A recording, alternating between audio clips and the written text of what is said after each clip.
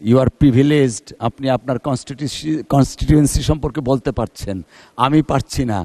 আমাদের এখানে একই অবস্থা, ৩৬ জন ডক্টরের মধ্যে মাত্র ১৪ জন আছে আমার একটা উপজেলায়।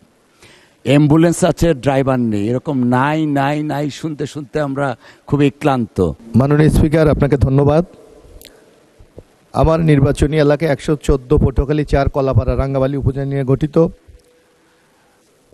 একজন মানুষের মৌলিক অধিকার তার চিকিৎসা সেবা নিশ্চিত করা, কিন্তু মাননীয় স্পিকার, আপনার মাধ্যমে আমি উত্থাপন করতে চাই যে কলাপাড়া এবং রাঙ্গাবালী উপজেলায় আমাদের যে ইউনিয়ন স্বাস্থ্যকেন্দ্রগুলি আছে, বিগত ১৭ বছর এখানে কোনো উন্নয়নমূলক কাজ হয় নাই, যার কারণে ভবনগুলি অনেকটা জরাজীর্ণ, ব্যবহার হচ্ছে না। তাছাড়া কোনো স্বাস্থ্যকর্মী নাই, যার জন্য জনগণ স্বাস্থ্যসেবা থেকে বঞ্চিত হচ্ছে।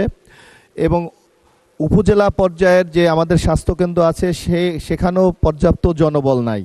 কুয়াকাটাতে মাননীয় সাবেক প্রধানমন্ত্রী বেগম খালেদা জিয়া ২০ শয্যার একটা বিশেষ হাসপাতাল দেওয়া হয়েছিল, সেখানেও এখন পর্যন্ত কোনো ডাক্তার নিয়োগ দেওয়া হয় নাই, যার কারণে স্বাস্থ্যকেন্দ্রটি চালু করা যাচ্ছে না।